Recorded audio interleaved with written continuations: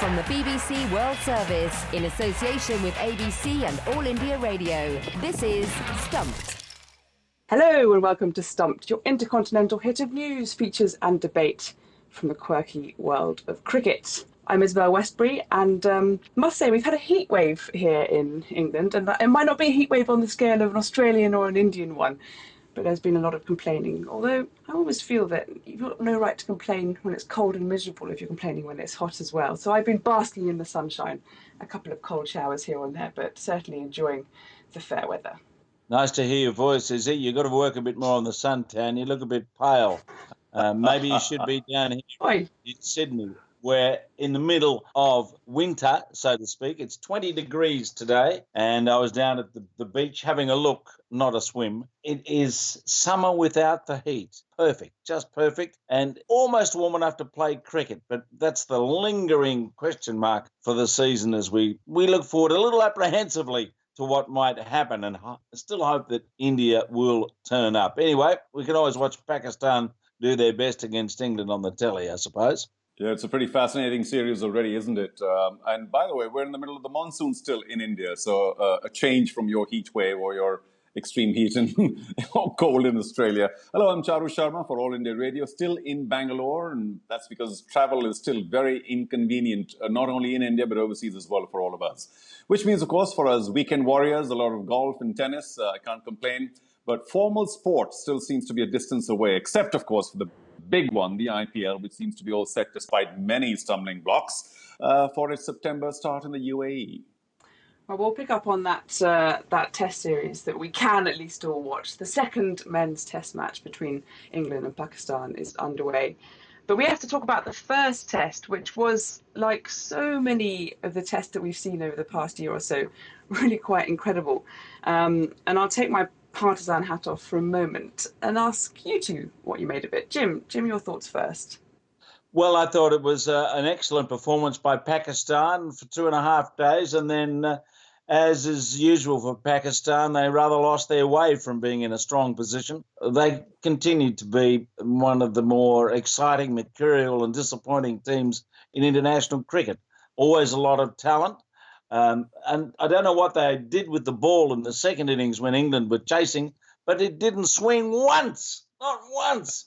Don't know what happened there, but anyway, that allowed Woakes and Buttler to get in and put on an extraordinary partnership. But Pakistan had the game at their mercy, but their second innings batting was poor. But a very exciting game, and for the advocates of 4-day test cricket, it was another tick in the box, wasn't it? Yeah, Izzy, I've got to admit that I did mention that the Pakistan bowling is going to be much more of a handful than the West Indies, which was proved more or less right. And of course, that Babar Azam is one of the finest batsmen in the world. Unfortunately, he didn't do too well in this test match, but showed plenty of class. And of course, Shan did. But Pakistan really let it slip away. And as Jim has said, a fabulous first innings lead, a very cavalier sense of batting the second. And, well, we don't know what they did in that second innings with their bowling, because it just seemed to lack a bit. And once again, they proved one of the all-time cliches in the world of sport, and Pakistan do it more often than others. They did flatter to deceive.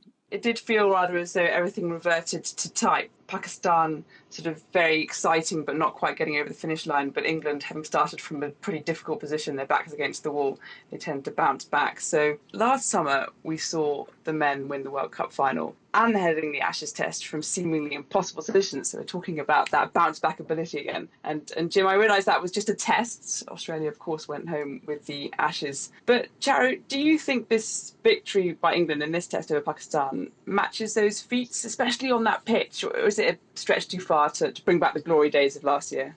Well, it's certainly an extraordinary win, but I must confess that the pitch, according to me, didn't really continue to deteriorate. It showed some signs earlier on, then kind of seemed to settle down because it was not jumping or hissing or spitting or whatever.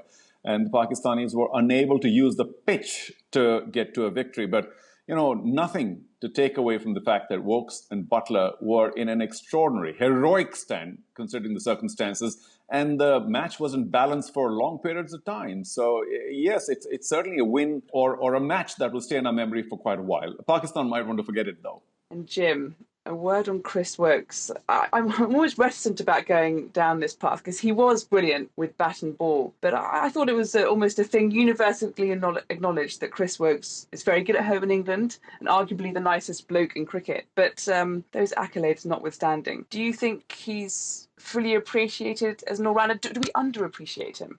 Oh, well, strokes for blokes and all that sort of stuff. I mean, look, I think he's a very good bowling all-rounder. Bowling's his main thing. I don't think a lot of his batting against high-quality bowling, but he had a day out there and good luck to him. The Pakistan pace attack was pretty ordinary in the second innings. As I say, they didn't swing the ball, and if Abbas doesn't swing the ball, I mean, you know, he bowls slower than Derek Underwood, I reckon.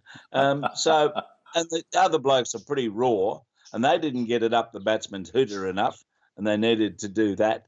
So, yes, take nothing away from Woakes. It was outstanding. I'll sit out a judgment until he plays against Class E of fast bowling. I should have known what to expect, asking an Australian to comment on how wonderful Chris Woakes is. All right, Jim. We'll agree to disagree on that one. But on to another cricketer who is generally perceived as a pretty nice guy, Jos Buttler. He was the other man in that 139-run partnership with Woakes, which steered England to the win. But he said that he owed his match-winning innings to England after his wicket-keeping errors earlier in the first test against Pakistan. You know, I take those chances. We're not chasing 270, and I know it's not good enough as an international wicketkeeper. You've got to be better, and you've got to perform at a level that's accustomed to international cricket. And I know that I didn't keep well enough, and that's disappointing. So, as a wicketkeeper, there is nowhere to hide as well. You know, it's tough. Anyone who drops a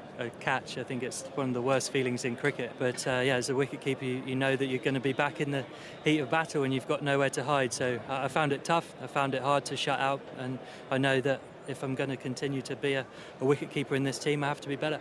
I don't know whether it's the tone of his voice or anything like that, but I just want to go and give him a big hug. But no, we need to be critical and clinical here. Do you think he made too many mistakes? I mean, there are a fair few unforced errors on that scorecard. Can we blame the pitch? Is that a cop-out, Charu? No, not the pitch. You know, this whole wicket-keeping situation. Now, there have been, over the past 100-odd years, there have been some star batsmen who were wicket-keepers, but generally, it wasn't quite the case. But it's only the last 2 or 3 decades, I suppose, with the onset of a lot of limited overs cricket, white ball cricket, that the wicket-keepers now are almost meant to be frontline batsmen, because their role in the past used to be somewhere between top order and the tail end. And their runs were, a cameo or a wonderful set of, bonus runs or whatever. Now it's entirely different. But for me, I do believe that the wicketkeeper in red ball cricket needs to be the finest keeper in the land. It is interesting, though, isn't it? Because I think different countries take a different approach. I mean, Australia have Tim Payne, who really is a true specialist wicketkeeper. India have Rishabh Pant, who's more of a batsman who can keep wickets. I mean, Jim, Australia historically favour the pick your team first, then your captain. Is it the same here, as in pick your wicketkeeper first and then you pick your batting lineup? I remember talking to Ian Healy about this years ago, and I said, why did you become a wicketkeeper? He said, I looked around when they said, who wicket keeps? I'd never kept in my life. And I said, well, that means you're the first bloke picked, the wicketkeeper. England have had brilliant Godfrey Evans, Alan Knott, John Murray going back over the years, but every now and then they pick porous wicketkeepers like Jim Parks, my goodness. And John Murray was a much better wicketkeeper. Folks is a much better wicketkeeper than this bloke. But if you bat and score runs, you get the nod, it seems. England have got a varying history of picking fellas who can keep and bat well, but bat a lot better than they keep. And the last two, Bairstow and Buttler, fit that category. Folks is probably the best keeper, if not still James Foster. He's still playing, isn't he? Yeah. I think just about. You're not going to pick a wicket keeper if he bats lower than number 7. I don't know whether that's going to continue with Stokes not being around, but it probably will. But to give him his due, I mean, Buttler is a sensational batsman. When he comes off, he can change the course of a game in many ways, like Adam Gilchrist could on his best day. I think they're sort of stuck with it at the moment, but I'd be a bit concerned if and when they go to the subcontinent about Buttler being able to do the job as well as, say, Woakes did a couple of years ago in Sri Lanka. Charu, you were mentioning there about sort of the differences of which keeper you'd pick, whether it be red ball or white ball, but I wonder whether it will be a very much a sort of specific on where you're playing, because I think you're right. If you're in the subcontinent, the runs that you save and the wickets that you get with the real specialist wicketkeeper are so important, and you could argue perhaps less so in England in normal conditions. But then on the flip side, we're in such a weird season at the moment where we are quite late into our summer, so we have got drier pitches. It's almost got a more subcontinental feel about it, and you think, well,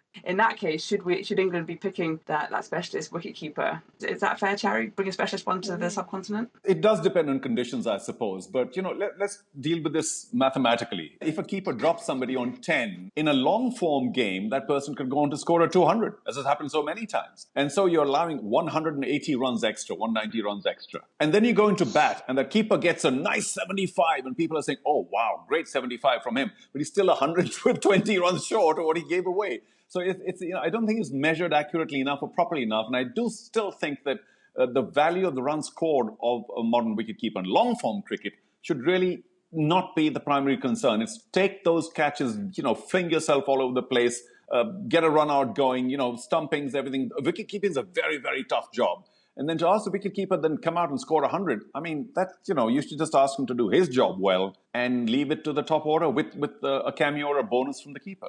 Well, one thing I do know is that this is a debate that could go on forever and ever. It's an age-old question that comes up time and time again. So I'll move on from there. But finally, the wait is over for women's domestic cricket in England this summer. A new 50-over domestic competition will get underway at the end of August. It's the first women's professional cricket to be played anywhere in the world since the coronavirus pandemic brought a halt to sport back in March. But it will be named the Rachel Hayhoe-Flint Trophy in honour of England's 1973 World Cup winning captain and all-round pioneer for women's sport at a time when it was so much harder than it is now. And on that note, from one England World Cup winning captain to another.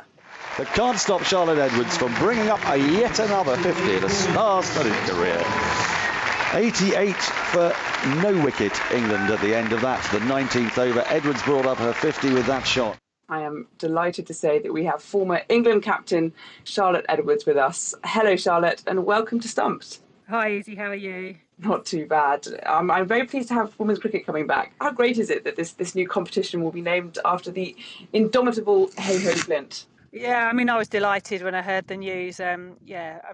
Rachel is such a legend of the game, such a pioneer, and really the first name I knew in the game, really. So to be playing for that trophy at the end of this summer is going to be fantastic. And I know all the players are so excited, and it's going to hopefully be a great competition. It's obviously good news for the women's game, and a lot of effort has been put into getting this tournament to happen. But it will be taking place a month after the men's competition. The Bob Willis Trophy has started. Is it a little too late? No, I think it's just right. To be fair, the competition was meant to start around this time anyway, because it was going to start after the 100. So actually, really, it hasn't affected our season. So we've been planning for this, since we knew that the new competition was going to be in place. So I think it's a great time to start. And I think the players, will definitely be ready by then. I think we will salvage quite a lot from this season. I think this competition was needed. I'm really thankful to the ECB and everyone there who's worked so hard to get this up and running. It has been hard, but it's definitely the right thing to do and the right timing. Yeah, absolutely. A lot of credit to the ECB to think that this was supposed to be the grand launch of this new women's domestic structure and to do it in such circumstances.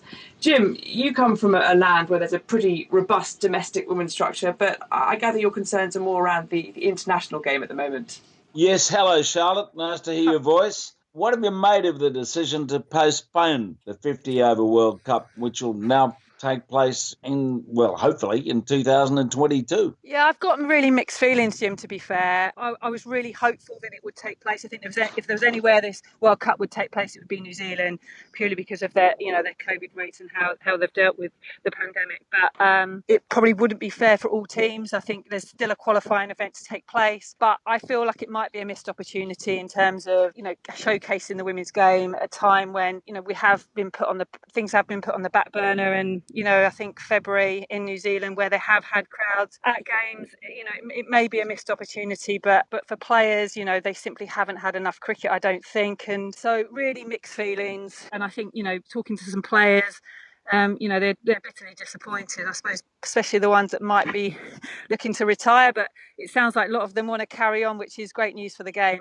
Hi, Charlotte. This is Charu Sharma from India. Congratulations on a fantastic career. Of course, your leadership as well. What do you think what's on top of your priority list to get women's cricket going forward, particularly after this pandemic? I know there are many things to be done, but just the most important macro thing that you feel needs to happen. I think for the whole game to work together, and that means that domestic competitions, I think there's got to be an international window put in place for those, so that all players can play in all the domestic competitions, the WBBL, the IPL, the Women's 100. I think that has to be a priority now, because we need the best players in these competitions to keep growing the game, and all boards to work together to prioritise women's cricket at this time, because we had such momentum behind the game from the Melbourne final, and we don't want to lose that now. I think hopefully if everyone works together and prioritises women's cricket, I think we can keep that momentum and hopefully keep growing our game, which is in such a strong position. Just to keep that thought going, Charlotte, if you've been watching the progress of Indian women's cricket, they have hit a few finals, unfortunately not won a big trophy yet. It'll be great to see women's cricket back in action soon. But from the Indian perspective, do you think that a little more pressure could have been put by various boards, I don't know, the ICC, to ensure that the Indian women went to the UK this summer as was planned? Yeah, I mean, I don't know the details behind that, but that would have been massive for the game that India toured here, and obviously South Africa are touring here. So to have that sort of tri-series would have been fantastic. India are a massive pull all around the world, and obviously they're a great team with some fantastic players now, aren't they? They're world-renowned players. So I think it might be a missed opportunity for them, but different countries are in different positions with COVID as well. So, it's a difficult time for everyone. That's all for this week's Stumped on All India Radio. Don't forget you can get in touch with us at BBC WS Sport and use the hashtag BBC Stumped. My thanks to Charu Sharma and Jim Maxwell, and to all of you for listening. Stay safe and speak to you soon. Stumped is a BBC sport production for the BBC World Service in association with the Australian Broadcasting Corporation and All India Radio.